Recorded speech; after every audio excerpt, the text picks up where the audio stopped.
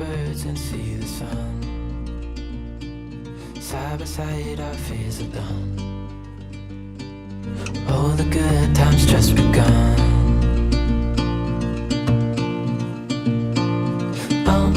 We know what we have, let's hold on tight. Found what we're looking for in life. Call us crazy, but things are finally right. With you and I, the future is bright. Oh, you and I, we got it. Oh,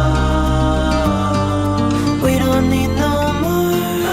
Oh, even in the hard times, you and I can weather any storm.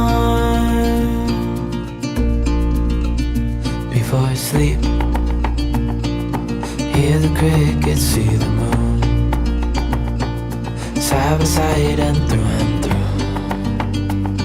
No limit to what we can do.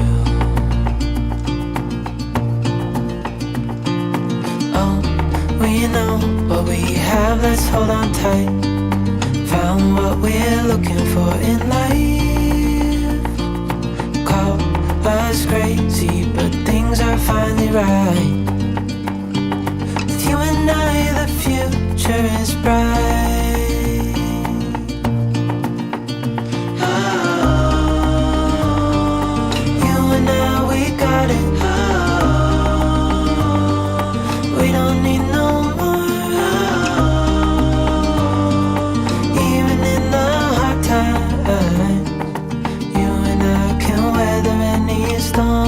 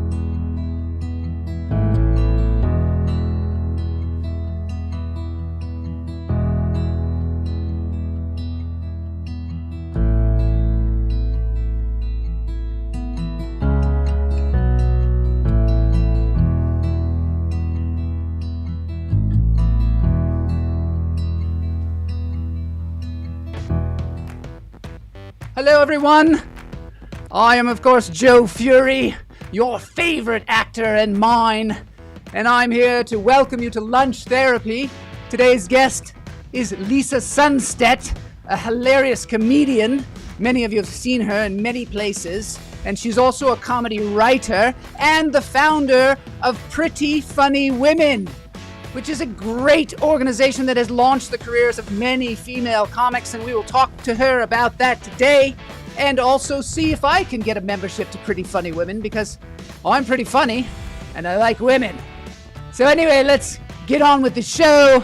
This is Joel Marshall's Lunch Therapy. Interview Friday.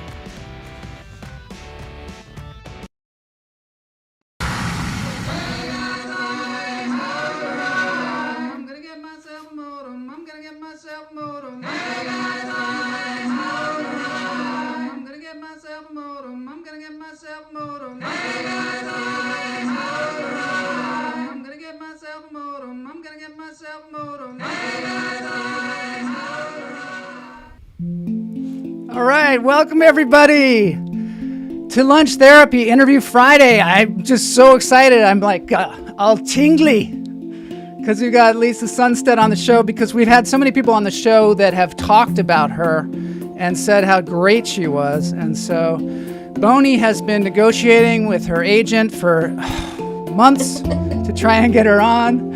She is in the green room. You can hear her there. It's a beautiful day. Howard Aronin is here. Of course, Howard is the darling of comedy. Lisa is the madam of comedy. Yes. So the Madam of Comedy will meet the darling of comedy here today, if they haven't met already. I don't know if they have. Jay Gaffney is here. Welcome, Jay Gaffney. So good to see you. Maybe you can get some comedy tips here today, because I know you are actually a budding comedian, but you won't allow yourself to go up there and grab the mic, and I would like to throw down the gauntlet for Jay Gaffney to do that. Todd Lee as well. Todd Lee likes funny. He especially likes kind of funny women. No, not kind of funny, pretty funny, and we'll get into that, why they're called that.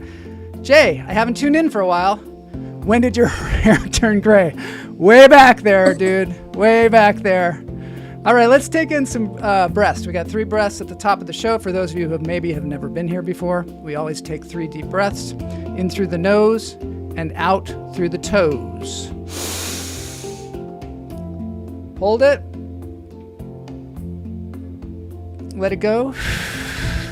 You can dance if you want. Shake it out. Shake it out. I need to shake it out today. I don't know what I'm talking about when I say shake it out, but maybe my mind. In through the nose, out through the toes.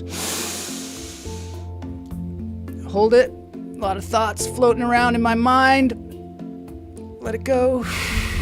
I'm getting back up on the stage at the Federal Bar next week, next Thursday night. I'll be there with Vargas Mason and Sally. Oh my gosh. This is going to be so much fun. In through the nose, out through the toes. Hold it. Let it go. When I say Sally, I mean Sally Mullins, the incredible comedian who has her new podcast now. And you'll have to check it out. Jenny Sykes was just on it, and they mentioned me and my wife, Kamala Lopez. So I'm mentioning them, 2 of my favorite people. And I want to say thanks for the shout out on the show. And everybody should go over there and subscribe to Sally's podcast, Sally Mullins podcast. All right, let's get into this show, because I am very excited to get Lisa Sundstedt on the screen. Lisa Sundstedt, for those of you who might not know, but many of you do, she is the founder of Pretty Funny Women. She is a hilarious comedian. We're going to see some of her comedy on the show today. Besides, just talk to her about how she does it all, because she does a lot. She started doing comedy in the 90s. She established Pretty Funny Women, which is a show. It's the longest running all-female comedy show in the world. She has a super keen eye for talent. She's had all kinds of great comedians on there. I've got a list of some of them. Chelsea Handler, Sherry Shepard, Maria Bamford, Vicky Barbalak, who's hilarious. She was on America's Got Talent, I believe. Natasha Leggero and Heather McDonald. Anyway, fantastic. She's also a great teacher. She started teaching because of this. Started teaching comedy. We're going to learn. Maybe I'll learn something, because I need to know. I need something. She also has written on TV shows like Girls Behaving Badly, Chelsea Handler Show, Chelsea Lately. Anyway, you know how funny Chelsea Handler is. Somebody's writing those jokes. All right, let's get into this thing. I'm going to show a trailer from Pretty Funny Women at the beginning that is pretty damn funny.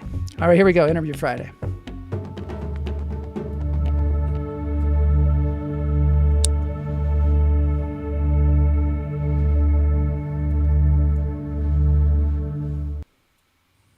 Oh my God, that's hilarious. Oh, hi. I'm Lisa Sundstedt, the Madam of Comedy and creator of Pretty Funny Women, the longest running all-female comedy show in the world. Have you been told your whole life you're funny but didn't know where to go? Come to me, I can help you. Are you tired of getting cast in the same pathetic roles with no dialogue like Bikini Girls 1 and 2? Go to prettyfunnywomen.com and learn to write your own dialogue. Get some self-respect. I like what I do. No, she doesn't. Don't sit around waiting for agents and managers to call you.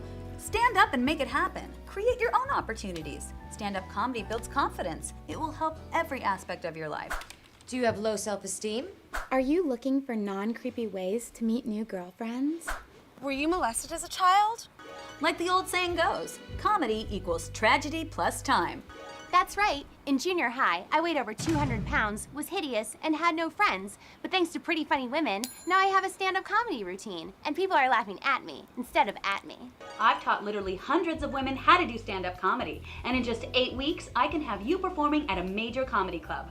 All women are welcome. Don't worry, you don't have to be slutty like these girls. Yeah, I'm not a slut. I'm a mom. Pretty Funny Women's something I do just for me. Helps get me out of the house and away from my boring, mundane life.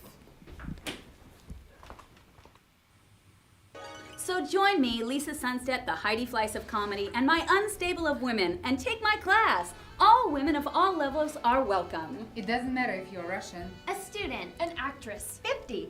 Persian. Awkward. Lawyer. Ex-con. Or black. Hey, that's my line. I don't like my line. Just say it. You don't even have to be funny. That's right. And you don't even have to be pretty. Look at Carol. So go to prettyfunnywomen.com and take my class. Right, girls? prettyfunnywomen.com. You won't regret it. Don't.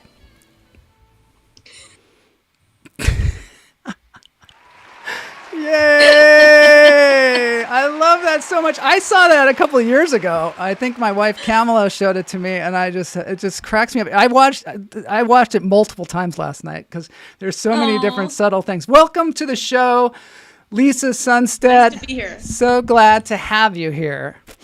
So glad to be here. Woo! So so you are the founder of Pretty Funny Women. When I first heard that title, I thought it was hilarious, but I didn't understand exactly what they meant. How did you come up with that name? Well, I was at the Hollywood Improv in the 90s. I was a budding comedian with stars in my eyes, trying to get stage time, and I ran into a producer. Yes. And we were talking, and I was like, oh my God, I can't believe I'm talking to this guy. And he looked over at me, he said, what do you do? And I said, I'm a comedian. And he goes, nah, you're too pretty to be funny. And Oh my God. I didn't know what to think. Was that a compliment? I don't know what that was. So I told my girlfriend, this guy just told me I was too pretty to be funny. And she goes, oh, fuck him. Are we allowed to cuss on here? Yes, go ahead, please. Okay. She said, oh, fuck him. And I said, but I like that title, Pretty Funny. Yeah. Why don't we get a show together and get all of our friends to wear dresses, wear makeup, get themselves all dolled up, look as pretty as possible, and call it Pretty Funny Women. And so we did that. We put on a show at a club called Luna Park, which no longer exists. It doesn't? It's gone? We sold it out. Oh, yes. That's our first show. Now, I want to point out to the audience that Lisa is hearing herself, so that's very difficult to talk sometimes. Are you hearing yourself still? Oh, my gosh. I don't know why that's going on, but it's lunch therapy, so we have obstacles, and we have fun things that happen. Greg Connor is here. Fabulous. He says fabulous. So Luna Park's not around anymore? Boy, sometimes, how long has it been gone? A long time? A long time. Really? Yeah. Oh my gosh. Many memories in that place. Yes, tell me. I made out with Brian Callen in that place. You did? Brian Callen. Yes. I used to be in acting class with him. In fact, do you know Suzanne Wang? The of course, hilarious she did my show comedian. For years. Yeah, so I was there the first night that she did her character. Mm-hmm. I was in acting class actually over at Beverly Hills Playhouse, and Richard Lawson asked her to because she was worried about being typecast, and he said, I'd like you to do something that is as Korean as you can possibly be. And so because she was getting typecast because she was Korean, and so she came in and did that character, which was hilarious. It was brilliant. It was brilliant, wasn't it? And she right out of the gate was brilliant with it. And she'd never done stand-up before. And I was there the night at Luna Park when she did it for the first time. And Brian Callen was also performing. I remember that night. Maybe you were there. I don't know. Possibly. Maybe it was your show. Who knows? I don't know. Was it Sam Brown's show? I don't know. I mean, I wasn't doing stand-up comedy at the time. And so I was just there sadly, to support. Suzanne and Sam both passed away. Yes. Rest in peace. Tragic. But Suzanne Wang is the first person who gave me the movie The Secret. Oh, really? She also was like Yes. on Oprah talking about it or something, I believe. That she was a miraculous person. She could make stuff happen that was just she was amazing. we're certain that she was going to beat cancer, and she beat it for a while.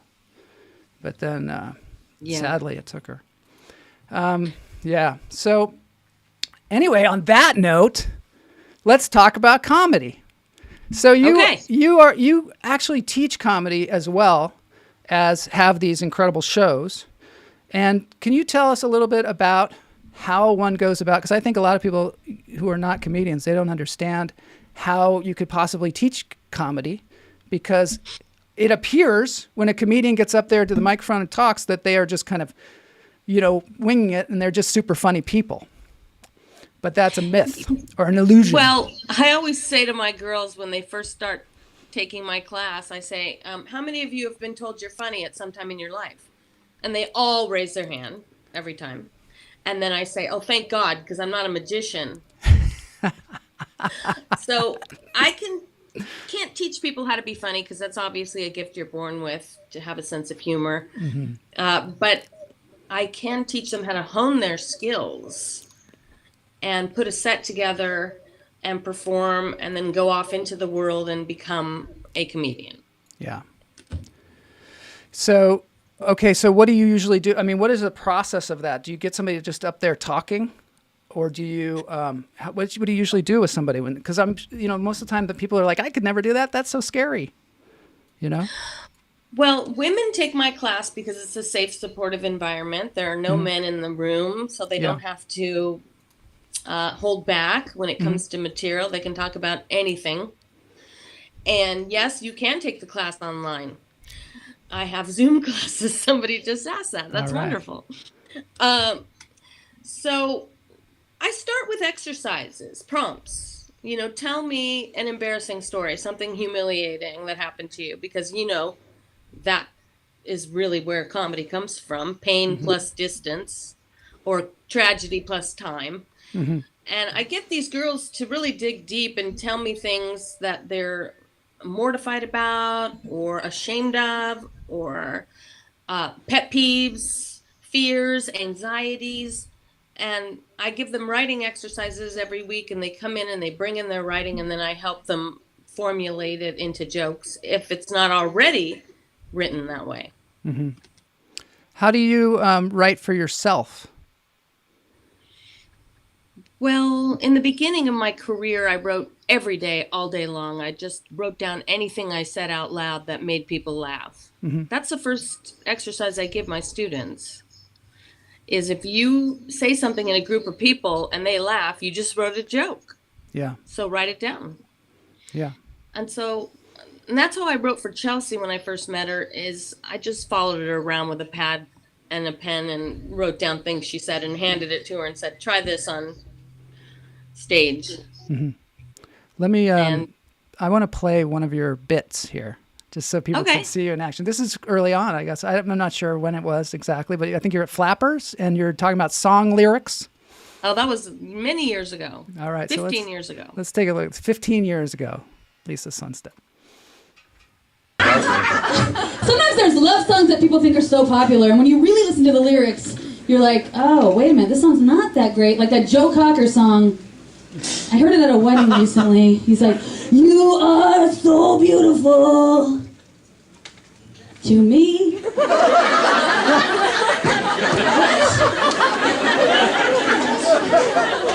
To me? Like, why did he have to throw that in there? I don't get it. It was like, what's the subtext behind that? What's he really saying? Honey, I know other men don't find you attractive.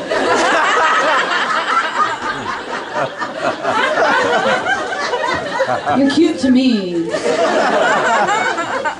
It's rude. It's like not even a compliment. And then by the end of the song, if you really analyze it, he doesn't even like her at all. He's totally lost interest by the end of the song, because he's like, the very last lyric, he goes, you are so beautiful to me. I think that's so funny. So. Thank you. And so would you say that there are different types of comedy that you do like that? I don't know. Maybe you could call that observational comedy. Are there different? Absolutely, yeah. I would call that observational, but also an act out, right? An act out, yeah. Because I'm singing and showing rather than telling is the act out. And there's physical comedy. Yeah. There's observational comedy. There's pop culture. I mean, there's so many different styles, and depending on what the comic gravitates towards, like I usually ask them, who's your favorite comedian? Yeah. And you relate to that. Mm-hmm. Who are your favorite comedians, or coming up? Who are your favorites? Well, one of my favorite comics, who's since he's passed, I don't have a girlfriend. I have a girl who would be recently at the Comedy Store, and I told him, I said, listen, I teach stand-up comedy for women, and I tell them to study you. And he looked at me and he said, "A warning?" I said, "No, because of your writing." And he goes, "Oh, wow, thank you." He was very humble and very sweet. Oh, that's cool. But he's somebody I really admire. And then I have a lot of students that I love to watch. Mm-hmm. You have a lot of students I can't that you go love to watch. into their names because I've had thousands of girls take my class. Wow. We have had some of your students on the show. Lynn's son was on the show. Yep. She's fantastic. She's really Lynn's coming son on will be strong. in La Jolla with me on March 30th. You're doing a show La Jolla on March Comedy 30th at La Jolla Comedy Store. Okay. And also Kim Clevenger has been on the show, and Susan Wolf, and Ginny Sykes, who is a regular on my show because she's one of my favorite Yes, comedians. I love Ginny. Yeah. I think she might be in the chat room as well. So shout out to Ginny She Sykes. just did La Jolla with me. Oh, really? Cuter. But, we're fighting through it. I'm going to show another clip. This is a funny one from The Laugh Factory.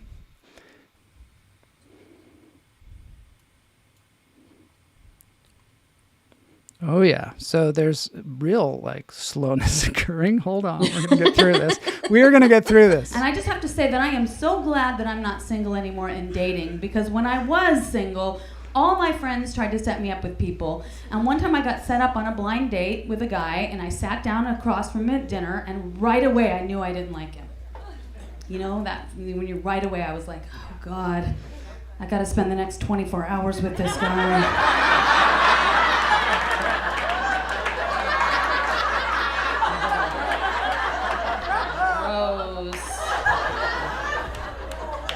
So we're sitting there just making small talk, and all of a sudden this woman selling roses is in the restaurant looking for the couples. She scouts out the couples. She comes over, she's like, "Hello!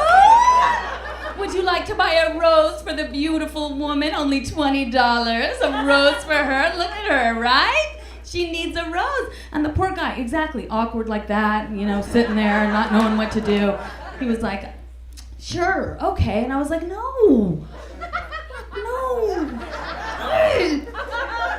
I want the rose. Just spent $20 on me. Now I'm gonna have to blow him.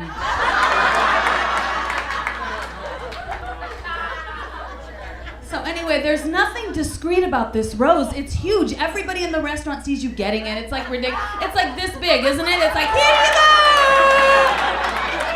Oh my God, thank you! Thank you so much. And then you have to pretend you like it, right, ladies? You have to pretend it's precious. You're like, oh. Thank you. Oh my God, I love it. This is awesome. Thank you so much. You didn't have to do this. This is wonderful. Okay, I guess I'll just, hold it.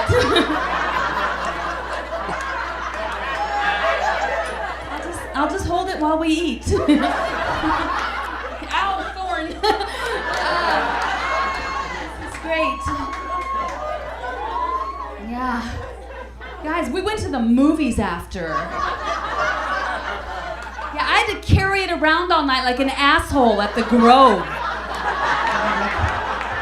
Hey. Standing in line, I got my purse, my popcorn, Diet Coke, this rose. Hey.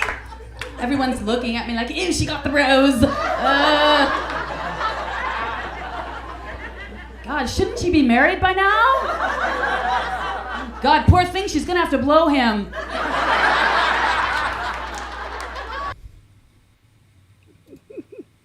Oh my God. Yes. Yay! That was so hilarious. I love that bit so Thank much. you. And I love how you use the microphone stand, in your act, because it's just, that's what you're saying about it, an act out and really Physical comedy. using Yes. and prop comedy, because all you got Yep. up there, it's all you got. So some of the people in that sketch, the original sketch that you showed, or I showed, of your ad for your classes, Yes. there's a lot of comedy in that, and those are actually your students? Were they Former at the students, time? Yeah. yes. And And so one of them yeah. is in the front row at the very end, and she says, "Hey, that's my line," when the girl says, "And black." Yeah. And that is Kimry Lewis, who is now on the Keenan show. She was on Single Parents. She's blowing up. Yeah. And that's always exciting to me. Yeah, that's super exciting. Did you direct that as well, or who directed that? No, I had a guy, Jed Hathaway, who directed it and shot it. But we did it all in one day, like in 3 hours. It wasn't even In 3 written, I hours? just kind of wrote it on the spot. Oh my God! So it's so And then well I handed done. everybody their scripts, and I thought everybody did phenomenal. The timing and there's so much going on, even in that group shot of all the people, and everybody's so connected to the work. Do you teach comedy acting as well, or do you think that's just because they're stand-ups, and probably a lot of them are actors as well? But the kind of I timing don't of that teach is so- acting. I do teach stand-up and writing classes. And I'll teach about the business of stand-up for people who are more advanced or experienced. But no, I don't teach acting class, even though I've taken many acting classes in my life. I just don't feel qualified. How did you segue from stand-up comedy to writing for television? Well, Chelsea, one night there was a club called Mixed Nuts. And then it became the Comedy Union. It was on Pico, owned by Enns Mitchell, who is a dear friend of mine. Yeah. That's closed right now, but I don't know whether it'll come back. Yes. Or what. I know that closed. club. It's a cool little club. But we did a Pretty Funny Women showcase there, an industry showcase. And Chelsea's manager, a guy named Mark Schulman, at that time contacted me and said, "Hey, I have a girl, and I was wondering if I could put her up on your showcase tonight. There's some people that want to see her." And I said, "Who is she?" And I always find that annoying when I have to put up somebody that I didn't book. Yeah. Because that's not my brand anymore. Right. It becomes Right. their brand. So I said, "All right, I'll give her a shot. She can only do 5 minutes, and she has to go up first." Well, she went up, and she just completely destroyed. And I thought to myself, this girl's going to be a huge star. Yeah. So I started booking her on every show. And then I started becoming too old for some of the jokes I was doing because they were all about being single and being kind of a slut. So I started giving her old jokes of mine, and she would do them. And then she just asked me to write for her. She got this show called The Chelsea Handler Show, which probably most people don't remember. There was only 6 episodes of it. And I wrote all her monologues on that show. And then she hired me for Chelsea Lately, and I only worked on that for 1 season. Because I got a voiceover career campaign, and I couldn't do both. Yeah. I was the voice of Vaughn's Safeway stores for 4 years. Wow. Could you do a little bit of that for us on the show? Yes, oranges, $2.99 a pound. Oh my God, I love that one. Ingredients for life. That's great. That was probably very lucrative. And they always, I Yes. mean, you obviously have a silky voice, so you gotta sell the sex of the vegetables and fruits, right? Yes. It's all Well, sex. that's how I bought my house. Wow. Is off that voiceover job. That's awesome. So you do voiceover. Do you ever do animated series or anything like that? I've done video games. I've never done an animated show, although I did create an animated show with my cousin Steve Breen, who is a Pulitzer Prize winning political cartoonist. And we pitched it last year to 7 places and everybody passed. So well, at least you pitched it. How did you get in to pitch it? How does one get in to do that? Do you get an agent? Set and up they all get the you? meetings for us. Well, But, the it's eighth so hard one. to sell a show. You just got to do the 8th and the 9th and the 50th one. It is. Yes.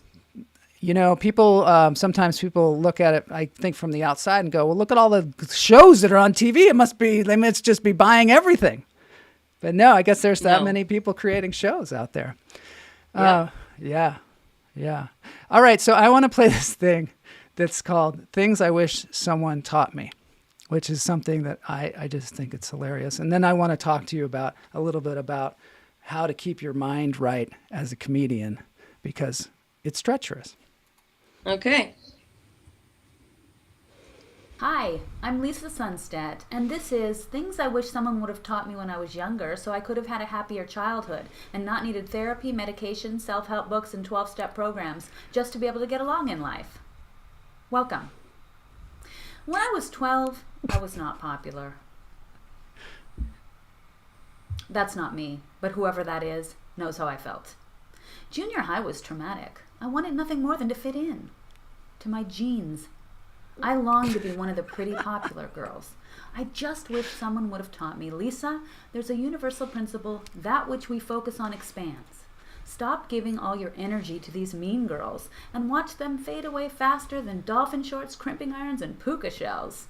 In a few short years, you're not going to give a rat's ass what these girls think. Well, no one ever taught me that, so I care what everyone thinks. And right now, I hope you're thinking I look good for my age, which is 27. Well, thanks to most people's attention spans, it's all the time we have. Join me next week for another episode of Things I Wish Someone Would Have Taught Me When I Was Younger so that I could have had a happier childhood and not needed therapy, medication, self-help books, and 12-step programs just to be able to get along in life. Good night. That is so funny. I love that. Well, I love the mixture. Okay, so this is my question first, is how important is being personal as a comedian? Because this is something I ask comedians a lot, but I get different answers. Personal? Yeah. As opposed to vulnerable? I mean, do you mean vulnerable? And it's a good question. I opening do. up on stage? I mean, like how, okay, there's like, a lot of times comedians have a different persona when they're on stage. Like Lynn Sun, the way she is in life and the way she is on stage, there's a difference. Or Brian Holtzman, who I had on the show, I was surprised at how sensitive he was when he's on stage. He's just screaming at us, He's so angry, which is great. And maybe that's how he gets out those feelings that he has, and that's what's so funny. But I'm just wondering, like, how important is it to be, talk about your personal life or real things that are happening in your life, or the opposite, just making stuff up or being surreal. Well, I always teach my students to keep it personal in the first 2 to 3 years that you're doing stand-up comedy, because you don't want to be doing observational comedy that Ellen DeGeneres is already doing, or Jimmy Fallon already did that joke. Mm-hmm. So you would be competing against every comic out there who's been headlining and touring and writing for years. If you do personal material, nobody can steal it. And nobody can do it except for you. Yeah. Plus, I think that reality TV changed the landscape of comedy, because we used to have, like, Ronnie Dangerfield, like, I get no respect. Uh-huh. Stephen Wright, comics that had a gimmick. I don't think that would work anymore, because people are used to seeing inside the lives of people's homes and keeping up with the Kardashians. They showed you everything. Mm-hmm. And so I think that audiences want to know who you are so they can relate to you or care about you before they go on the journey that you're going to take them on. That makes sense. So, okay, so that I want to ask you about that. So is being likable super important as a comedian? Absolutely. I mean, that's the most important thing. Relatable. Yeah. Relatable and likable. Well, that's one of the things that I find is sometimes if you make some kind of a reference to something that people have no idea what you're talking about, like somebody that you think is famous and they don't know who it is, you're like kind of lost. Even you mean up there if you say something and the audience doesn't know who you're talking about? yeah. You have to explain who that person is. Yeah. I just saw a funny thing. Tig Notaro was doing a thing about some song that she met some famous person that was famous to her because she was famous in the 80s or whatever. And she's like, you don't know who that is, right? But she made a whole bit out of the fact that they don't know who this person is. And then she said, I'm going to sing the song for you. And then she That was sings Taylor Dane. Oh, it was Taylor Dane? Oh, Taylor the Dane, person. right? Oh, yeah, right. The person that she was talking about? Yeah. Yeah, I think so. I didn't know who it was either. But yeah, and then she sang the song about it. But so I think maybe one of the things that comedians struggle with, especially new comedians, is the audience perception of them and keeping the audience in the same world that they're in. Because sometimes a comedian can go off on something that no one knows what they're talking about and lose the thread or lose the connection with the audience and suddenly be a whack Right. job. And that happens a lot with my students in class. They'll bring something up and I say to them, okay, now you have to explain what that is. You can't say, so I was watching Intervention and the guy did heroin and had an overdose. You can't say that because a lot of people in the room might not have seen Intervention or even know what that is. Yeah. So you have to say, I was watching this show Intervention. If you haven't seen it, it's real life interventions of people who are addicted to drugs and alcohol, and the people are trying to help them get into treatment. Mm-hmm. You need to have one sentence. Yeah.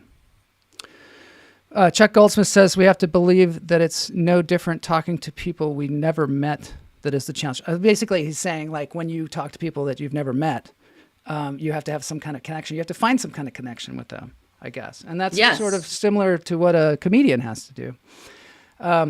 So you do a lot of things online, sketch comedy and different kind of interview shows like this. I want to show this one.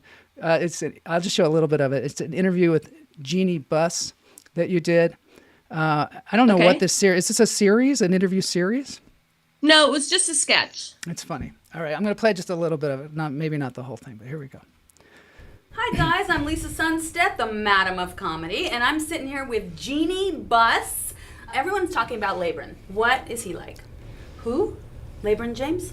Oh, no, LeBron James. Okay. LeBron, tomatoes. I was watching some clips of him. Yeah. And I was pretty blown away. He's amazing in Trainwreck. He's one of the few basketball players that can act, and he does a great job. And we're so lucky that he joined us this year. Well, I mean, he's so lucky to work with Amy Schumer. I mean, really. Yeah. And so you work with magic. Yes. And I know you can't give away magician's codes, but tell me, how did they saw the woman in half? It's actually Irvin Johnson is his real name, and Magic is his nickname because the way he played basketball, it looked like magic. He's a person. He's a person. He's not a magician. I've never seen him do. I'm so sorry. When a player makes a basket, it's 2 points. Yes, 2 points. I knew that. When he chucks it from far away, it's 3 points. That's right. Very good. So when he slam dunks it, how many points? It's only 2 points. Can you change it to 5? No. No. Well, it just seems very impressive. You know what? Next week in New York are the owners' meetings. I'll bring it up. Oh, thank you. I'll ask them. Wow, that's pretty impressive. Credit. Okay, last question. Can I get floor seats? No. So it's no. No, not happening.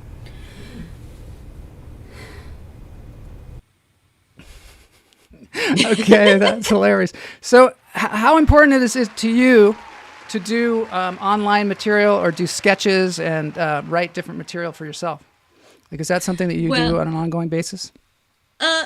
I haven't done it in a while because it's a lot of work and money and editing and shooting it and getting actor schedules, to coincide. But I love it. I love writing. And Jeannie Buss took my class. Oh, she did? Twice. Yeah. And I just loved her. And I thought, this would be fun because I know nothing about sports. And I didn't tell her she didn't have a script. She didn't know what I was going to ask her. It's great. So that was all off the cuff from her. I love that.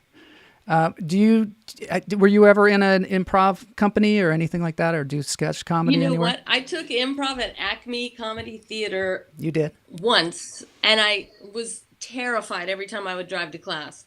My heart would beat, and I would sweat, and I would be like, I don't want to do this. I think it's the hardest form of comedy in the world is improv, because you have to have a lot of references that you can access quickly in your brain. And if you're like me, I don't know anything about anything, so I can't like talk about politics or pop culture because I don't pay attention to what's going on in the world. Yeah, because you do. You have to have these things like right away, and you also, if somebody else brings it up, you kind of have to know what they're talking about. If they say LeBron James, you want to know, you know, kind of who that is. Yeah, that's great. I'm going to show this thing about weddings because it's really funny. It's a bit that you have. Okay. It's actually about throwing the bouquet. I'm not going to ruin it. I'm just going to play it. And I hate the wedding reception bullshit. Who thought of the bouquet toss idea? Who thought this was a great idea? I hate this. I'm at a wedding, I'm at a reception, and all of a sudden everyone's dancing, you know, celebrate good times, come on, and the DJ stops the party. He's like, okay, ladies, all you single loser ladies. All you single losers, get out in the middle of the floor and let us look at you because there's something wrong with you because you're in your 40s and you're not married. Get out there. And I'm always like trying to hide. I'm like, well, I'm getting out of this shit. And my family looks at me. They're like, Lisa, that's you. You're calling the losers. Go. I don't want to go, Mom. No, I don't. Oh, my God. Humiliating. They force me in the floor. It's always me and some 12-year-old girl. That is hilarious. Thank you. I think that's true. It's just such a strange ritual. I know, and it makes women look desperate and ridiculous. All right. So, I want to ask you. Okay, so one more thing. We have to end the show pretty soon here, but I wanted to ask you because you talk about spirituality, or you say on your website that you like talking about spirituality. Is there a mental component that you work on as a performer? How do you work on it, and how do you teach others to? Well, I always teach that meditation was a game changer for me. When I started meditating, my sets got stronger because I was more present and in the moment rather than in my head thinking about the next joke that's coming, because audiences can see that. They can see when you're nervous or you're trying to be perfect or adhere to a script. Yeah. When it's really just supposed to be a conversation. Yeah. So meditation is really important for me. I'm sober. I don't drink, so I don't do any kind of drugs or alcohol before my sets. Mm-hmm. So I can also be present. Mm-hmm. And then I have a therapist, a psychiatrist, a sponsor. It takes a village to raise me, Joel. That's what I'm saying. I understand. Believe me, I have my own village as well. I'm having a similar experience that you're having, where I cut out the alcohol, I cut out all the randomity that was occurring because it just doesn't work after a while. None of that stuff. No, it stops working. It turns on you. It turns on you. It's pretty good in the beginning. And then after a while, it turns on you. And so what is it about meditation that helps you find yourself in a more present state? I think it puts everything into perspective. When you know what somebody told me the other day, I've heard this before, but I like the way he phrased it. He said, "You are a spiritual being enduring a human experience." I feel like that. I totally feel like that. I loved it. I shared in one of my 12-step meetings that I was having a hard day and I broke down and I cried. Yeah. And he came over to me and pulled me aside and he said, "Listen, you're going to be okay. Mm-hmm. You're just a spiritual being enduring this human experience." Yeah. Do you ever find yourself like going up and down, like emotionally? And how do you deal with it if you're about to do something funny when you're feeling like crappy? I know, it's so hard, but the show must go on, Joel. Yeah. Do you think that I was taught that at a very young age when I did theater. Do you think that's one of the reasons that, I don't know, for me, I find that having a show gives me a framework to, have that need for the show to go on and just kind of step into that performance mode. Yeah, it's kind of like once you hit the stage and the lights are on you and the audience is there, you can temporarily put all that to the side. Yeah. And you're really just there to be of service, right? Yeah. You're there to use your gifts that are God-given to make these people's day. Yeah. They came in, they paid money, they hired babysitters, they paid for parking, and they want to forget about their lives for, an hour and a half. And you are there to help facilitate that. Yeah, and sometimes you can join in on that too. You know what I mean? Like sometimes you walk off the stage just feeling great. You know, when you felt like shit when you walked up there.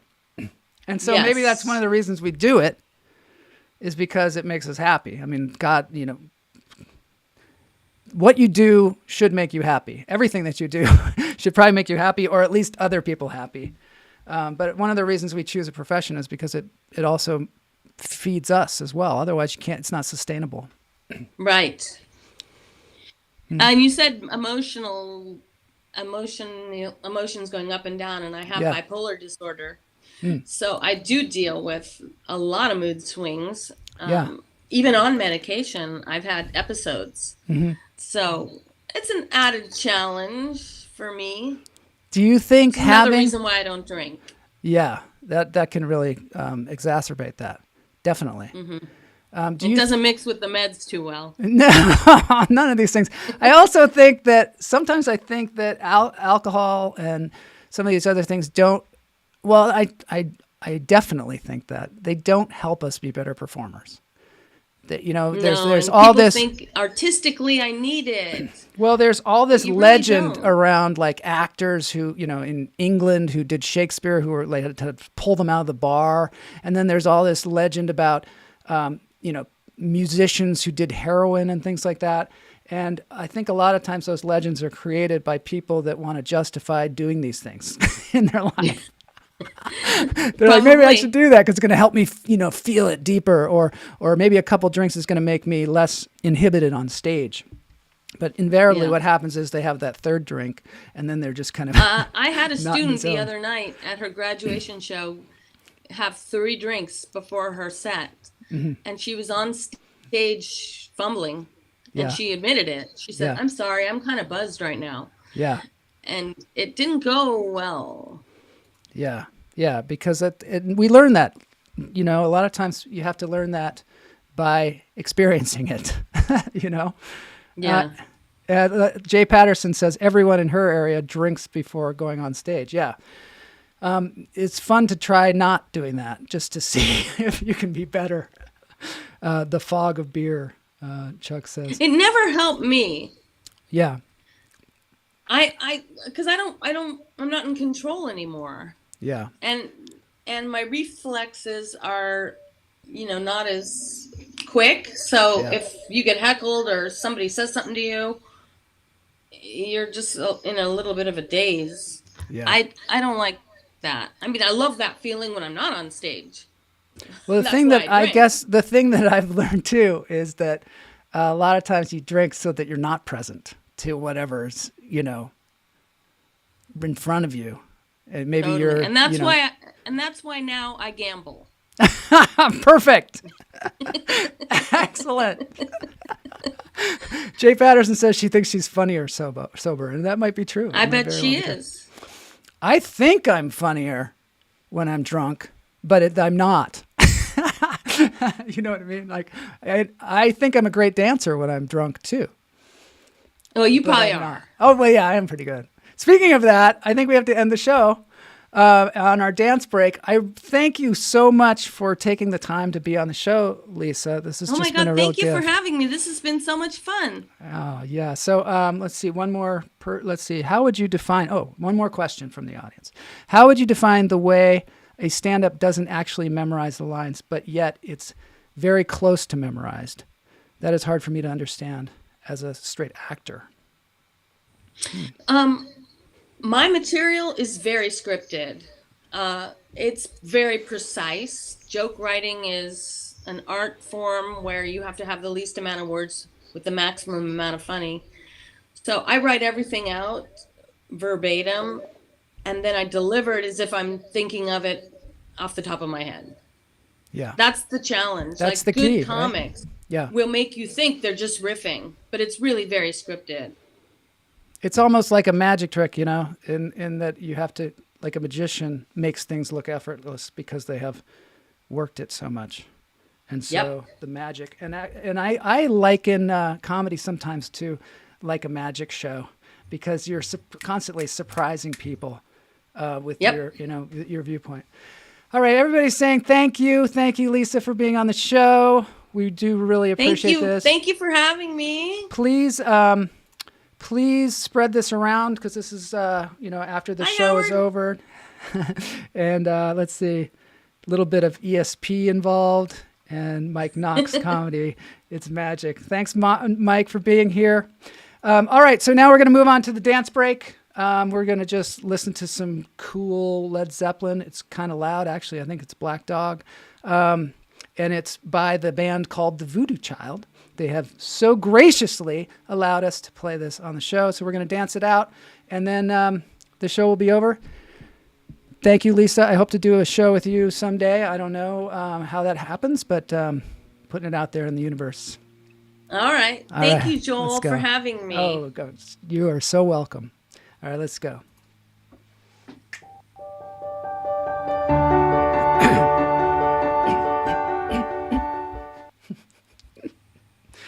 All right, here they are.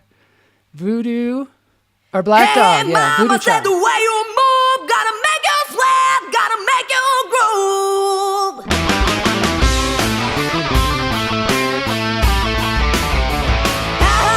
The way you say that thing, gotta make you burn, gotta make you stand.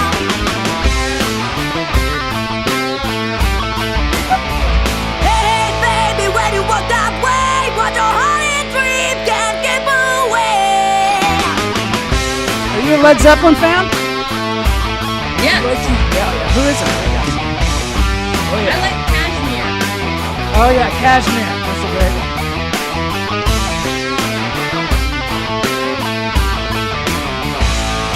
I heard this song was named after a black dog that walked into the studio when they were recording. I don't know if it's true. Interesting. And they said to the dog, they said, we named this song after you. And he said, you named the song Steve?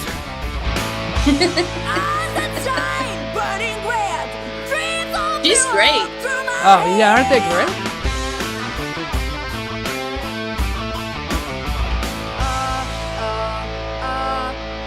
Got my hair in my mouth.